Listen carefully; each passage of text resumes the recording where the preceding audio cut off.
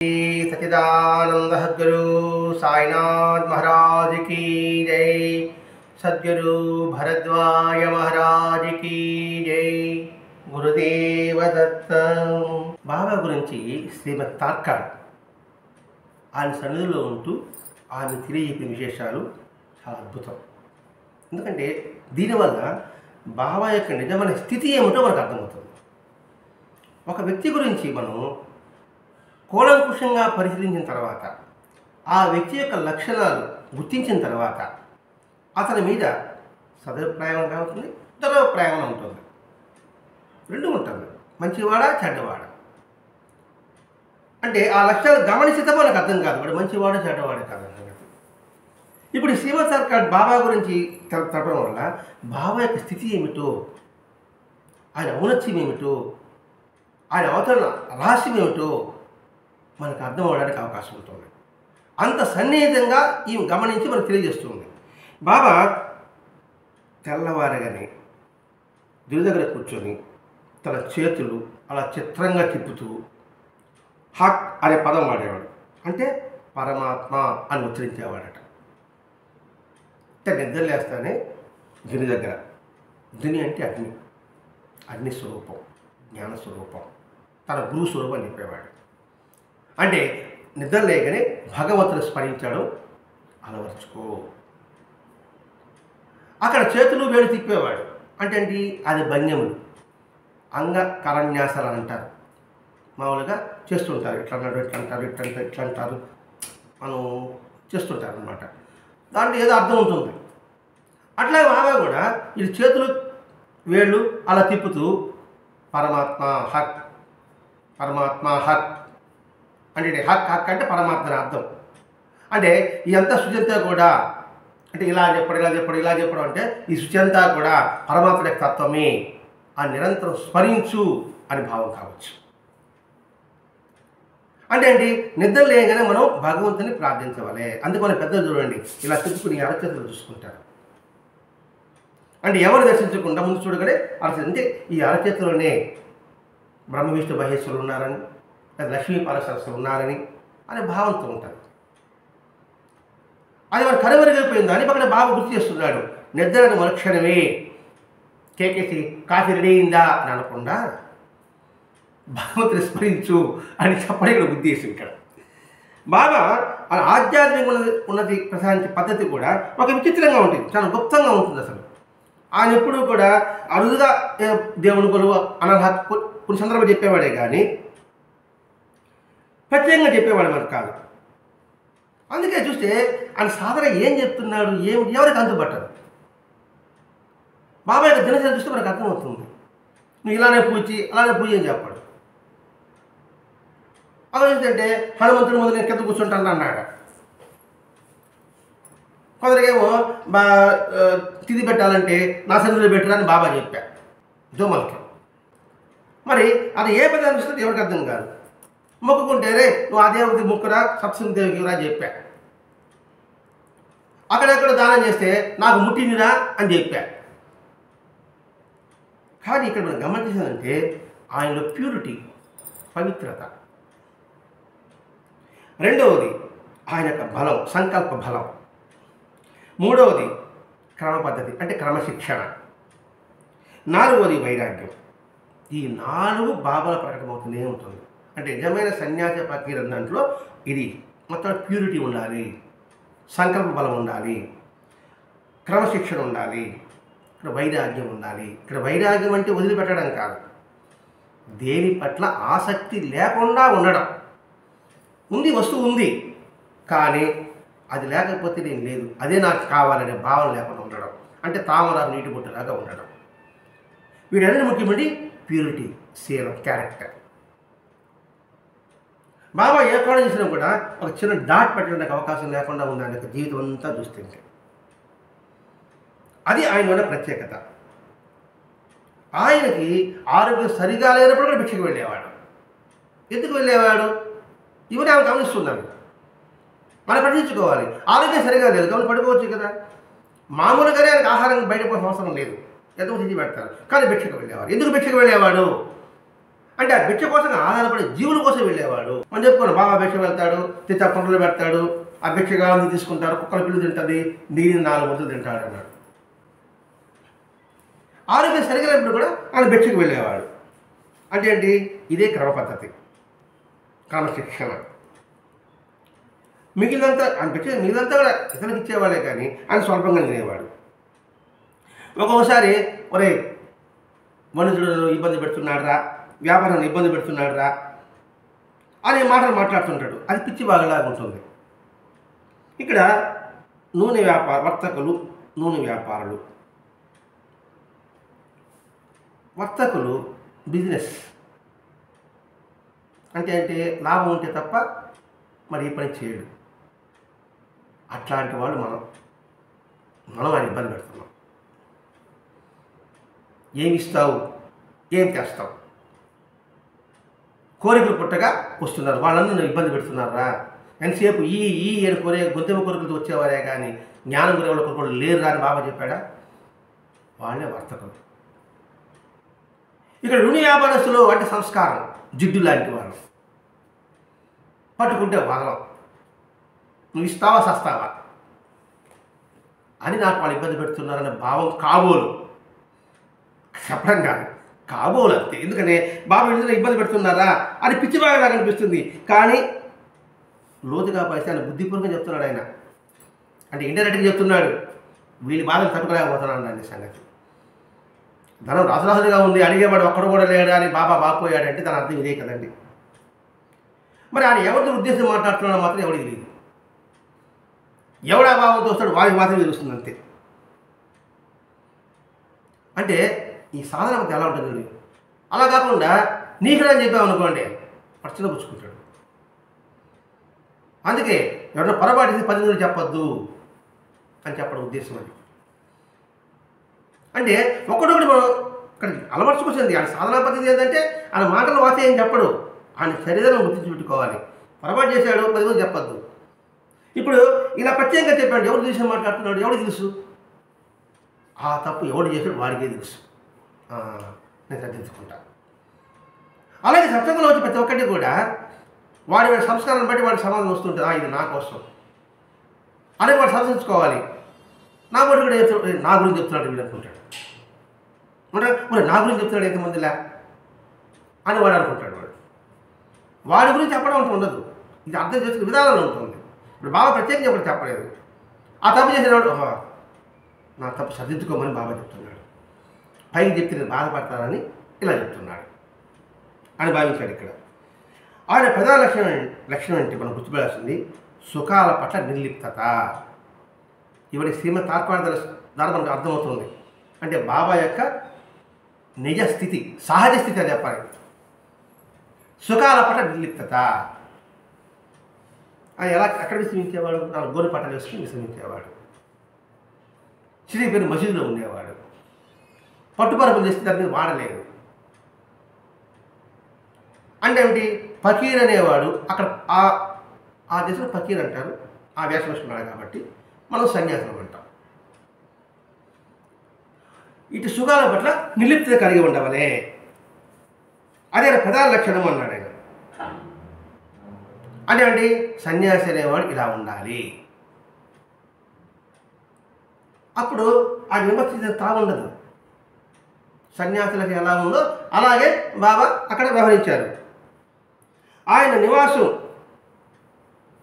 అంటే పాడుబడి మసీదైనా ఏం తొలకడు బెనకడు, చావడైనా తొలకడు బెనకడు, వ్యాప్సైనా తొలకడు బండకడు, మట్టిలైనా కింద పడుకుంటాడు అంతే. అలా ప్రత్యేకత అనేది పట్టించుకునేవాడు కాదు. ఇప్పుడు సిరిబిని మసీదు అంటే ఎలా ఉంటుందండి? మట్టి రాళ్ళు పడుతూ ఉంటుంది, దుమ్ము పడుతూ ఉంటుంది. పాడుబడి మసీదు అంటే బాగుపడలేదు కదా, ఆ బాగుపడి ఒప్పుకోకపోయా, ఆ మట్టి రాళ్ళు పడుతూ ఉంటుంది. అయినప్పటికీ కూడా బాబా దానికి ఏమి తొలగకుండా ఉన్నాడు. కానీ మనమంతా చేద్దామంటే వద్దంటాడు. మళ్ళా ఎందుకు వద్దంటున్నాడు? సుఖానికి దూరంగా ఉండవాలి. ఫకీర్ అనేవాడు ఎవరో మనమంతా చేస్తాడంటే ఎన్ని ఆటంకాలు కలిగిస్తేవాడు ఆయన. ఇవన్నీ స్వయంగా చూస్తున్నామండి. ఇంకా లాభం లేని బాబా ఎక్కడ చావడ పడుకున్నప్పుడు అప్పుడు మసీదు మరమ్మత్తు చేశారే కానీ ఆయన ఉన్నప్పుడు మనం చేయలేకపోయాడు.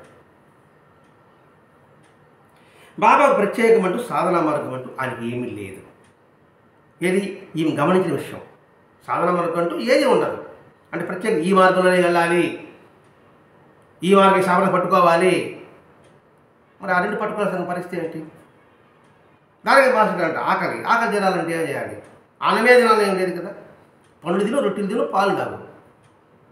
కాబట్టి భగవంతుని చేరడానికి అనేక మార్గాలు ఉంటాయి. ఏదో నీకు పట్టిన మార్గం పెట్టుకో. అందుకే నవవేద భక్తి సంగీతం చెప్పాడు మనకి. శ్రవణం ద్వారా పోతావా పో, స్మరణం ద్వారా పోతావా పో, కీర్తన ద్వారా పోతావా పో, పాదసేవ పో, నమస్కారం పో, అర్చన ద్వారా పోతావా, దాస్యం ద్వారా, సఖ్యం ద్వారా, ఆత్మనివేదన ద్వారా, దేని ద్వారా పోవచ్చు.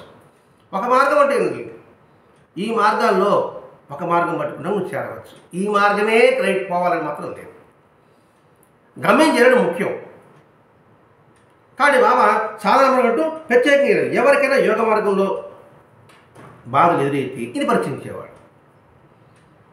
ఆసనం ప్రాణాయామం వస్తుంటే కదా కొంచెం ఇబ్బంది కలిగింది, దానిని బాగు చేశాడు. ఉదాహరణకి ఉపాసన బాబాకి శ్వాస ఇబ్బంది పడింది దానికి సాధన చేసినప్పుడు. బాబాయ్ వేడి నీళ్ళు తాగురా అని చెప్పాడు ఒక ముసలాడు రూపంలో వచ్చి. మరి అతను కాపాడారా లేదా? అలాగే యోగం అభ్యసిన ఒక వ్యక్తికి మరణ వ్యాధి వచ్చేసింది, రక్తం పడిపోతా ఉంది. మరి ఆ వ్యాధి నివారణ బాబాని చేశాడు. అలాగే ఆయనకు వచ్చే దక్షిణలో కొన్ని వందల వేల రూపాయలు ఉన్నప్పటికీ కూడా సాయంకాలం అయితే అంతా పనిచేసేవాడు. తనకు తెలిసే వస్తున్నాడు, తనకంటూ ఏమీ ఉంచుకోడు. ఇది నాది అనే భావన ఏది కలగదు. ఎంత వచ్చిందో అంత ఇచ్చేవలసింది. అంటే అది ఏది నాది కాదు, భగవంతుడు ఈ రూపంలో ఇస్తున్నాడు, ఈ విధంగా ఖర్చు పెట్టుకుంటున్నాడు అంతే. ఇది నాదేది అంటే ఏంటి? ఒక ధర్మకర్తగా ఉన్నాడు. ఇప్పుడు దేవాలయ ధర్మకర్తను పదం వాడతారు. ధర్మకర్త అంటే ఆ ధర్మానికి నీ కర్త పనిముట్టు నువ్వు అంతే. అక్కడికి వచ్చిన ఆదాయాలు నీ ద్వారా ఖర్చు పెట్టాలి. అలాగే ఇక్కడ బాబేశ్వరుడు నేను ఒక పనిముట్టుగా ఉన్నాను, నేను బానిసగానే ఉన్నాను, ఆయన చెప్పిన పని చేయడమే నా ధర్మం, నా కర్తవ్యం. అందుకని ఏది వస్తుందో అదాన్ని అలాగే పనిచేస్తున్నాడు అంతే. వారి ఆత్మ నిగ్రహము ప్రశాంతత విశేషమైనది. ఇది బాబాను గుర్తించింది. అంటే ఆయన ఎంతగా నిగ్రహత కలిగి ఉండేవాడు, ఎంతటి ప్రశాంతత కలిగి ఉండేవాడు. ఆయనకు ఇష్టము అయిష్టము అంటే ఏమేది ఏ పదార్థం పట్ల కూడా మనకు అనిపిస్తుంది. ఒక దాని మీద ఇష్టము, ఇంకో దాని మీద ఇష్టం, బాబా కంటే పాలకం అంటే ఇష్టము అని మనం అనుకుంటున్నాం అంతే. ఇష్టాలు జోడు భగవంతుడు ఎలా అవుతాడు? జితం సర్వం జితేరసే. 4 జయించేవాడు అన్ని లోకాలు జయించగలడు. 4 జయించిన వాడు ఏ లోకాన్ని జయించలేడు. కాబట్టి ఆయన రుచులకు ఎలా ఉంటుంది? ఆయన విశ్వాసాలను ఉండదు. పోనీ ఆయన తమ ఆరోగ్యాన్ని పట్టించుకోరన్నది అందరికీ తెలిసిందే. అలాగే ఉపస్థితితో బాధపడుతున్నాడు అనే పెద్దగా మందిని చేసుకున్నాడు. మామూలుగా ఉన్నాడు, వచ్చి పొరదు ఏడ్చాడు బాబా ఉపశమని. అరే అదేం చేస్తారా, కొంచెం తగ్గిపోతున్నా అన్నాడు పురందరకు వచ్చినప్పుడు. అంటే దాని పెద్ద పట్టించుకోవడం అన్నమాట. అది సహజం వస్తుంటుంది, అది మహాత్ముల యొక్క స్థితి. అది దానికి రమణ మహర్షి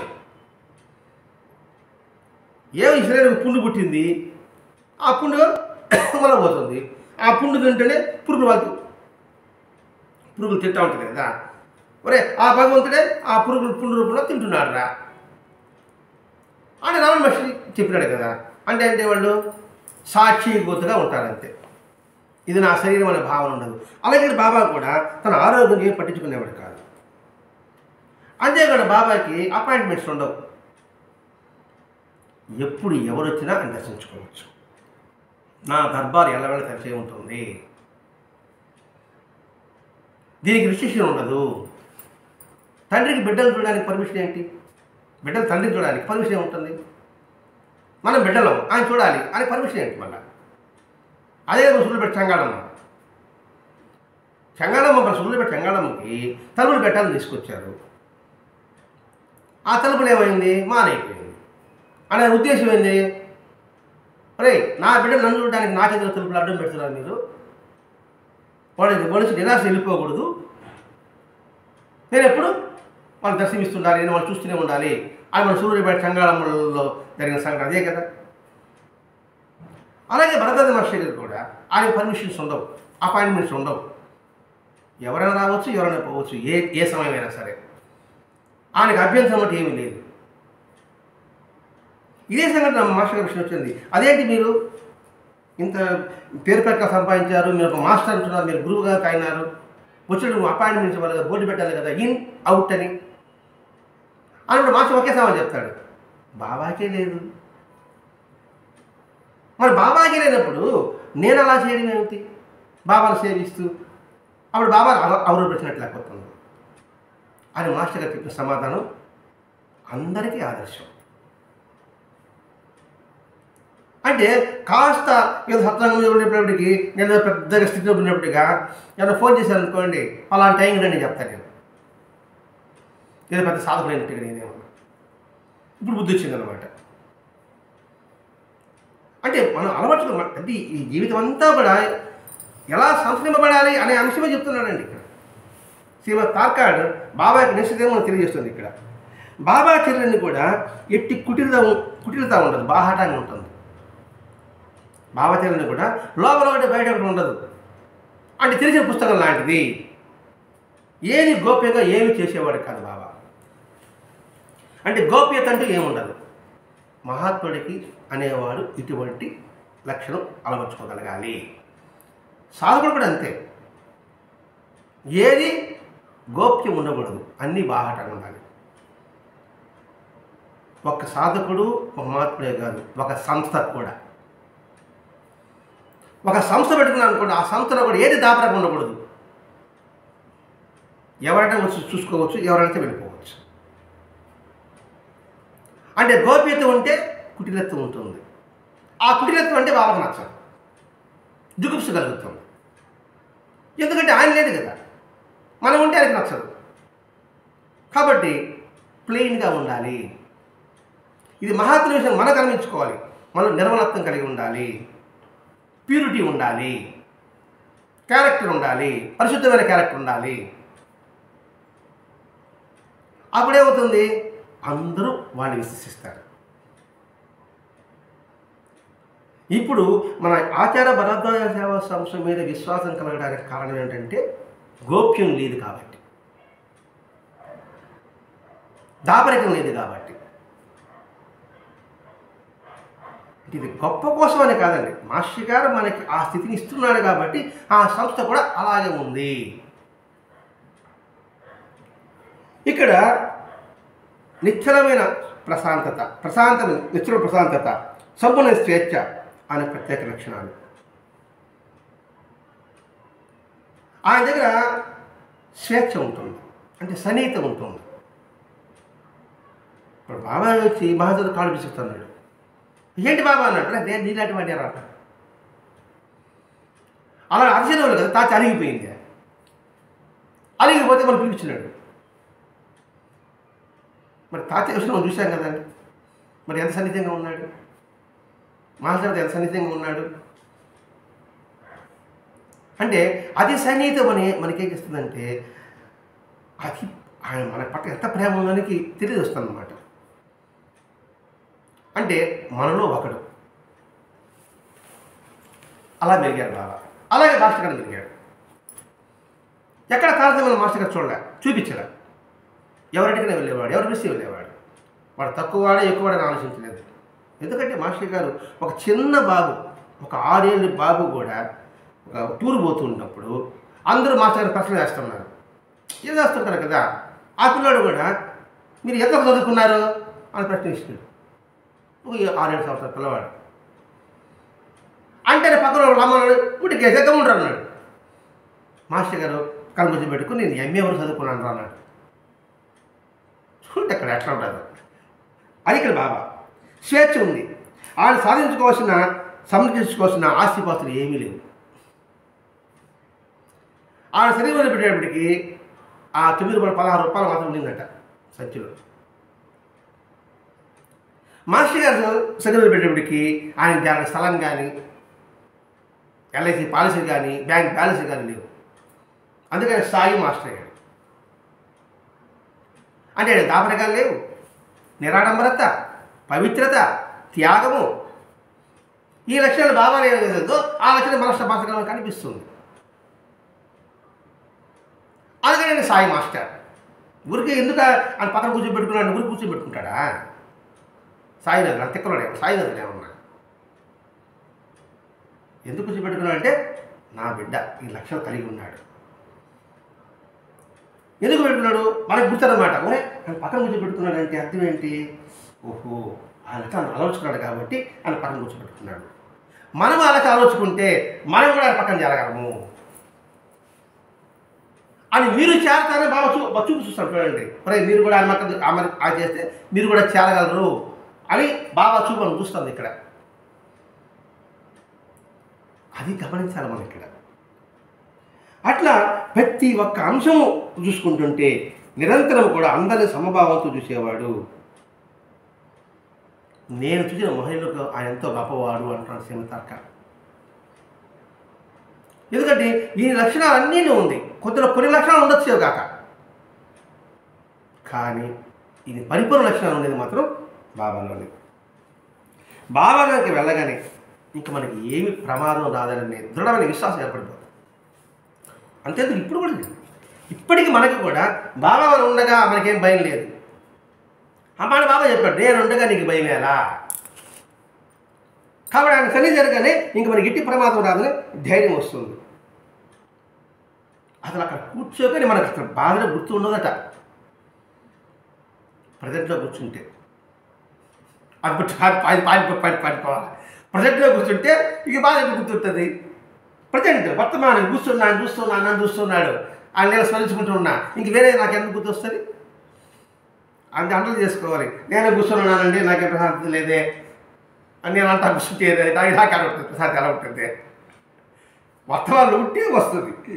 ఈ శరీరము ప్రాపంచమైన బాధ్యతలు చింతలు ఇవేమి గుర్తు వచ్చేది కాదు. మనకి వస్తుంది షిరిడీకి పోయినప్పుడు. అంటే ఆడే ఉన్నాడు బాబా కాబట్టి మనకి ఏ ఆలోచనలు రావు. ఇక్కడికి వచ్చిన తర్వాత ఇక్కడ బాబా లేడు, పట్టమే కదా, అది ఎప్పుడు చెప్తాయి మనకి. అది ఇక్కడ తేడా. ఆడ గుర్తించేది కాదు. గంటలు గడుస్తున్నా కూడా ఆనంద పరస్యంతో గంటలు గడిచిపోయేది, నిమిషాలు గడిచిపోయేది మనకి షిరిడీలో కానీ రథక్షేత్రాలకు వెళ్ళినప్పుడు ఎప్పుడైనా సరే అప్పుడే 10 రోజులు అయిపోయిందా అనిపిస్తుంది. మన ఇక్కడికి వస్తే మాత్రం ఎలా మామూలే. ఇక్కడ కూడా అటువంటి అనుభూతి పొందవచ్చు అని చెప్పడం ఇక్కడ. తాను దేహం అనే పరిమితమైన భావం బాబాలు ఎక్కడ లేదు. అంటే షిరిడీనే బాబా లేదు ఉన్నాడు కాదు, ఇక్కడ కూడా ఉన్నాడు. పిలిస్తే పలుకుతాడు. ఆయనకి లేదు నేను షిరిడీనే ఉన్నాను నా నాయనకి రండి అని చెప్పగా, నువ్వు ఎక్కడ కలిస్తే నేను వస్తానని చెప్పాడు. మాస్టర్ గారు పురాణ సంఘంలో మాట చెప్పాడు. ఆయన ఎక్కడ నమస్కారం పెడితే అక్కడ బాబా పాదాలు ఉంటాయట. ఎవరు చెప్పారు? పూర్ణానంద స్వామి మాస్టర్ గారి గురించి చెప్పాడు. అంటే ఎందుకు ఎలా చెప్పారంటే ఆ శంకుస్థాపనకి, ఇది విద్యా శంకుస్థాపనకి ఆయన్ని పిలిచినప్పుడు పోయినప్పుడు ఆయన చెప్పిన మాట అది. కాబట్టి ఇక్కడ ఎక్కడ చదువుకుంటే అక్కడ బాగా ఉంటుంది. ఆ శరీర పరిమితి కాదు. ఆయన శరీరం వదిలిపెట్టిన తర్వాత ఎంతగా కోల్పోయామో ఇప్పుడు నాకు అర్థమవుతుంది. కానీ అంతగా మరిపించగల ఆనందం నాకు ఇప్పుడు లభిస్తుందా అని అనిపించిందట ఆమెకి. నా ప్రాణమే పోయినట్టు అనిపించింది ఆయన శరీరం వదిలిపెట్టేస్తానే. అంటే వారి కన్నుల్లో ఉన్న శక్తి ఎంత చురుకుతనంగా మనకి హెచ్చరిక చేస్తుంది అని తలుచుకుంటుంది. ఆ శక్తి చురుకుతనం అలర్ట్ అవు అలా ఉండట. ఆయన కళ్ళు డైరెక్ట్ చూడలేకపోదట, కళ్ళు దించుకోలేదట. అంటే ఆయన కళ్ళు ఎలా వస్తుంది? నువ్వేం చేస్తున్నావు, ఏం ఆలోచిస్తున్నావు అని చూస్తున్నట్టు ఉంది. అప్పుడు కాదు ఇప్పుడు కూడా చూస్తున్నట్టుగా ఉంది. ఏం మామూలు ఉండారా, ఎలా బతుకుతున్నారా, నీ మనసులో ఉండేది నాకు తెలియదా అని చూస్తున్నట్టుగా ఉంది కానీ కళ్ళు. అందుకే అప్పుడు ఎలా ఆయన అనుభవించాడు, ఇప్పుడు అలాగే ఇస్తున్నాడు, ఎప్పటికీ అలాగే ఇస్తాడు. ఆయన నిత్య సత్యుడు, ఎప్పటికీ ఉంటాడు. అందుకే ఆయన చెప్పాడు నా సమాజం మాట్లాడుతుంది, నా మట్టి సమాధానం చెబుతుంది.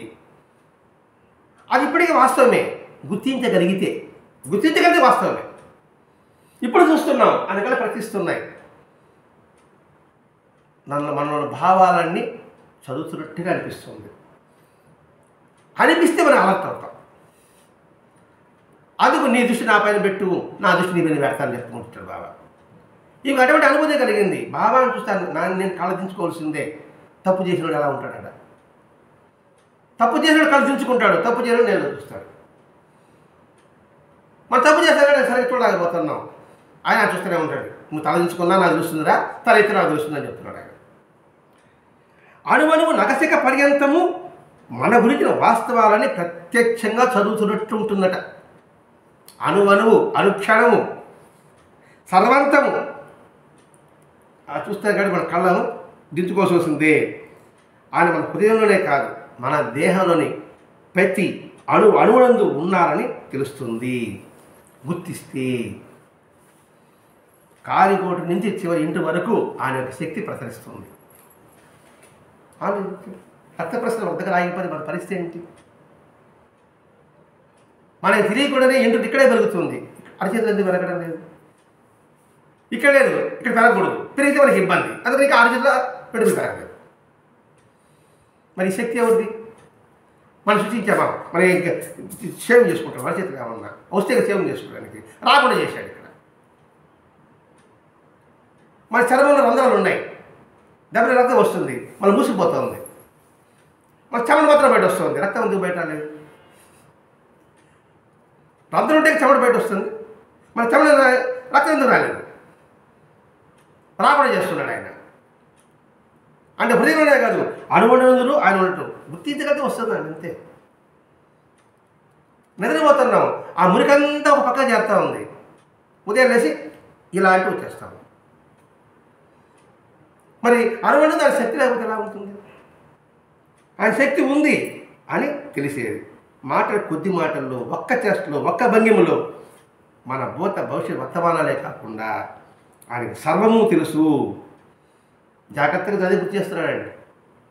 ఆయనకు సర్వము తెలుసు, జరిగిపోయింది తెలుసు, జరుగుతున్నది తెలుసు, జరగబోయేది కానీ తెలుసు. ఆయన గుర్తుపెట్టుకుంటే శాంతంగా ఉంటుంది మన మనసు. ఇలా సంపూర్ణ విశ్వాసంతో ఆయనకి ఆత్మసమర్పణ చేసుకోవడం తప్ప మనం చేయగలిగింది ఇంకేమీ లేదు. చివరి లైన్ ఇది. సంపూర్ణ విశ్వాసంతో నీవే దిక్కు, నీవే శరణం అని చేయడం తప్ప వేరే దిక్కు లేదు. అలా చేయలేదు, మన వల్ల ఏమవుతుందా? మన వల్ల కానప్పుడు ఏం చేయాలి? ఇంకా ఆయన పట్టుకోవాల్సిందే. ఆ సంపూర్ణ విశ్వాసంతో నువ్వు తప్ప అన్నిదా శరణం నాస్తి అని చేయడం దిక్కు తప్ప మనకి ఇంకెవ్వరూ ఏమీ లేదు. ఎవరు పట్టుకుని ఏం జరగదు. ఆయన కాలు పట్టుకున్నామంటే సర్వము మన శ్రేయస్సు అని చేకూరుస్తాడు. ఇదే మన ఇప్పుడున్న పరిస్థితిలో మనం చేయవలసింది. అలా చేస్తే ప్రతి చిన్న విషయంలో కూడా, క్లిష్ట పరిస్థితిలో కూడా మన సంగతి ఆయన చూసుకుంటాడు. ఎంత స్పష్టంగా చెప్తాడు తీమ తర్కాడు ఆయన యొక్క సాధ్య స్థితిని. అలా సర్వసమం చేస్తే ప్రతి చిన్న విషయం అని చెప్పాడు, క్లిష్ట పరిస్థితుల్లో కూడా మన సంగతి అంతా ఆయన చూసుకుంటాడు. ఆయన దేవుడు అంటామా, లేదా మహాపురుషుడు అంటామా, మహాత్ముడు అంటామా, నీ ఇష్టం. మీరు ఏమనుకోండి. ఆయన నువ్వు ఏమని చెప్పండి, ఒకటే, ఆయన అంతర్యామి. మీరు దేవుడు అనండి, మహాత్ముడు అనండి, మహాత్ముడు ఎవడు అనుకోండి, కానీ ఆయన అంతర్యామి. అంతర వ్యాపించి ఉన్న వ్యక్తి. ఒక దగ్గర పరిమితం ఉండడు. కొండ మీద ఉన్నవాడి కింద ఉన్నంత కనబడుతుందే, అది ఆయన యొక్క స్థితి. అంటే బాబా యొక్క నిజస్థితిని ఆమె ఎంత శ్రద్ధగా గుర్తించగలిగింది, గమనించగలిగింది. ఆ గమనించడం వల్లే ఆయన గౌరవించగలిగింది. ఇప్పుడు ఆమె అన్ని విషయాలు చెప్పడం వల్ల మనం ఇప్పుడు లోతుకు పరిశీలిస్తాం. ఆయన పరిస్థితి పటం కాదు, మనం చూస్తున్నాడు, మన సంగతి ఆయనకి తెలుసు. ఆయన శరణం తప్ప మనకి వేరే దారి లేదు, దిక్కు లేదు. కాబట్టి ఆయనే శరణ్యం. మన ఎటువంటి క్రిస్మస్లో కూడా ఆయన మన బాబు చూసుకుంటాడు. ఇంతటి విశ్వాసం ఏర్పడడానికి ఆ శ్రీమద్ తర్కాలు చెప్తేనే మనకు అర్థమవుతుంది. ఆయన సన్నిధిలో, మహాశక్తివంతమైన వారి సన్నిధిలో ఎట్టి సందేహాలకు కానీ, సంశయాలకు కానీ, భయాలకు కానీ, ప్రశ్నలకు కానీ తావు ఉండేది కాదు. ఇప్పుడు కూడా లేదండి. ఆయన సన్నిధిలో సందేహాలకి, సంశయాలకి, భయాలకి, బాధలకి, ప్రశ్నలకి తావే ఉండేది కాదు. ఇది తెలిసినప్పుడు ఏమవుతుంది? ఎవరైనా ఆత్మసమర్పణ చేసుకోవాల్సిందే. ఎవరైనా పదం వాడాడు, ఏ కులమా జాతి వర్గం ఏం చెప్పాల, ఎవరైనా ఆయన శరణ్ రావాల్సింది. అదే అన్నిటికైనా సేఫ్ అంటే భద్రం, అన్నిటికైనా అదే భద్రం, ఉత్తమమైన మార్గం కూడా అదే, ఏకైక కర్తవ్యం కూడా అదే. ఇదే మనం గుర్తించాలి. ఆధ్యాత్మికులు ఏది సులభము? భక్త్యా లేకపోతే జ్ఞానమా, శరణాగత? శరణాగతే అత్యంత సులభం నేటి కాలానికని రమణ మహర్షి చెప్పుకున్నాడు. ఆ శరణాగతే మార్జాల కిషోర న్యాయం. పిల్లల్ని పెట్టేస్తుంది, పిల్లలకి ఇచ్చిన ఆపది మ్యావ్ మ్యావ్ వస్తేనే వాళ్ళ తల్లి గబగబా వచ్చి ఆ కళ్ళు తీసుకొని జలసురక్షిత ప్రాంతంలో పెడుతుందో ఆ మ్యావ్ మ్యావ్ అనడమే శరణాగతి. మర్కటి కిషోర న్యాయం అది భక్తి జ్ఞానం, పట్టుకునే ఉండాలి, మనం జాగ్రత్తగా చూసుకోవాలి. చూడండి, కోతి పిల్లల్ని పట్ట కట్టుకుంటుంది, చెట్టు మీద కూర్చుంటుంది అనుకోండి, పిల్ల పక్కన ఉంటుంది. ఆ పిల్లలు మనం చూడాలా, వాళ్ళు తెలిసి ఏ చూస్తూ ఉంటుంది. తల్లి పిల్ల సాయం చూడదు, ఇలా చూస్తూనే ఉంటుంది. తల్లి కోతి పైగా గబక్కని పట్టుకుంటుంది, మళ్ళీ పిల్ల కోతి గమనిస్తే మనకు అర్థమవుతుందండి. చాలా కష్టం కదా ఇది, గమనించండి. అందుకనే రమణ మహర్షి చెప్పాడు, శరణాగతి శ్రేష్టమైన రాడు ఆయన ఈ ఆధ్యాత్మికలో. దాన్ని మాస్టర్ గారు మార్జాల కిషోరుడు ఆయన చెప్పేశాడు. అది ఇక్కడ సర్వసమర్పణ, నువ్వు తప్ప నాకు దిక్కులేసాను, నాకు ఏం తెలియదు, కష్టం వచ్చిందా మ్యావ్ స్థాయి అంట, అంతే అంటే వచ్చి పట్టుకుంటాడు. కాబట్టి ఇదే మనకి సేఫ్ సైడ్, శరణాగతే మనకి సేఫ్ సైడ్. ఇంతకైనా వస్తాయని వారిని కోటేమి లేదు. ఇదే ఏకైక కర్తవ్యం మనం చేయవలసింది కూడా. ఇంతటి విధానం శ్రీమద్ తర్కాడ్ బాబా యొక్క సహజతని మనకు తెలుస్తుంది. కాబట్టి దీనివల్ల మనకు అర్థమయ్యేది సర్వశరణాగతి, ఆయనకి పాదాచత ఉంచడమే. అదే మనకి ఏకైక మార్గము, ఏకైక కర్తవ్యం. ఇంతకు మించి సులభమైన మార్గ విధానం మనకి ఏమీ చేయలేము కూడా. అందుకే మాస్టర్ సులభమైన మార్గం మనకు అందించాడు. ఈ సత్సంగ పారాయణ ద్వారా ఆయనకి సన్నిహితంగా ఉంటూ, ఆయన శరణ కోరుతూ, ఆయన చూస్తూ, ఆయన కళ్ళలో కళ్ళు పెడుతూ, కళ్ళు పెట్టాలంటే ధైర్యం కావాలి, ఏ తప్పు చేయకూడదు, ఏ పొరపాటు మనసులో ఉండకూడదు. అలా ఉండడానికి మనం ప్రయత్నం చేస్తే మనం కూడా ఆయనకి అతి సన్నిహితంగా, ఆయన సన్నిధిలో మనకి స్థానం దొరుకుతుంది, లభిస్తుంది. అంతటి గౌరవాన్ని, అంతటి ప్రాధాన్యతని మనం కట్టబెట్టాలని భరద్వాజ మహర్షి గారు తన చివరి రక్తపు బొట్టు వరకు కూడా మనకి ధారపోశారు. అది గుర్తించగలిగితే ఆయన చెప్పిన ఈ సులభమైన మార్గాన్ని పట్టుకొని సర్వసరళంగా చేసుకుంటూ సాయి మాస్టర్కి తగ్గ బిడ్డలుగా మనం అవుదాం. స్వస్తి. శ్రీ సచిదానంద సద్గురు సాయినాథ్ మహారాజ్ కీ జై. సద్గురు భరద్వాజ్ మహారాజ్ కీ జై. గురుదేవ దత్త.